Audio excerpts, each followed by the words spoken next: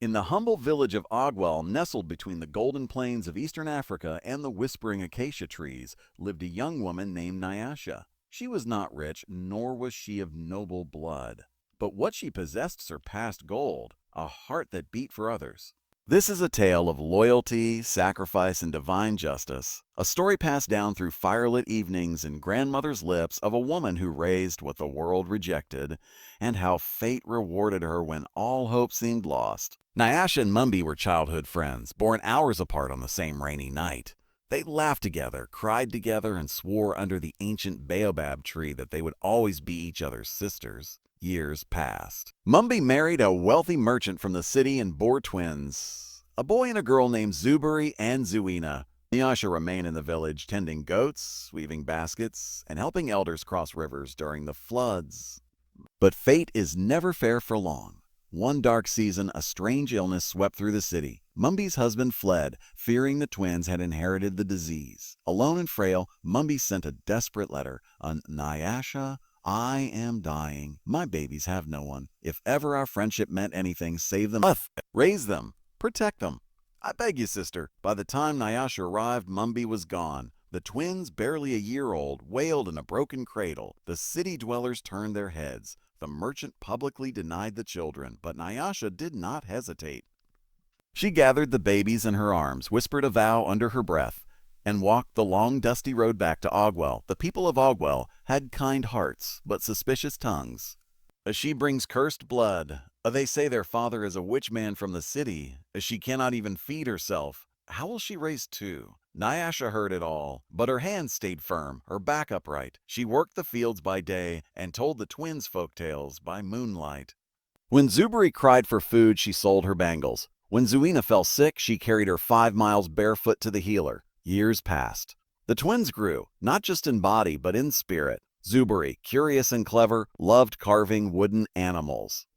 Zuina, quiet but wise, would sit with elders and listen like a river listens to the wind.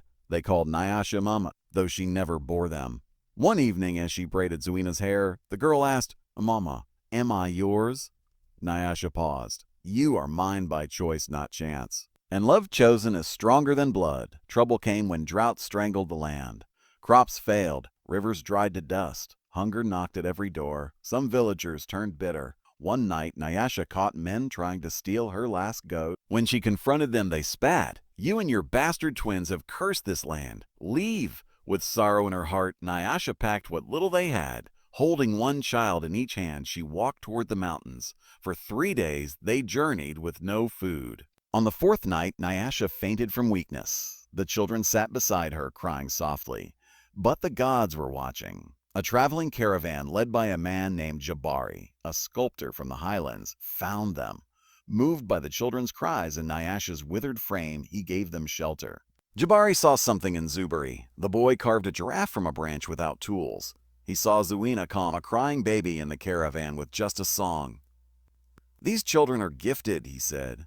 Let them come with me. I will teach them. And you, Nyasha, will be the mother of greatness. And so began a new chapter. In the highlands, Zuberi learned to carve statues that made men weep. Zuina was taken in by a traveling doctor who trained her in the ways of healing herbs and empathy. Years passed. Zuberi's art was displayed in cities. Zuina cured the sick in remote villages. But they never forgot Nyasha. Every coin earned was sent home. Every letter signed, to Mama with love. 12 years after they were banished, Zuberi and Zuina returned. Tall, proud, and graceful. Agwal was dying. The drought had returned. The chief had grown old and blind. Zuberi donated fountains he carved that gathered morning dew and stored water.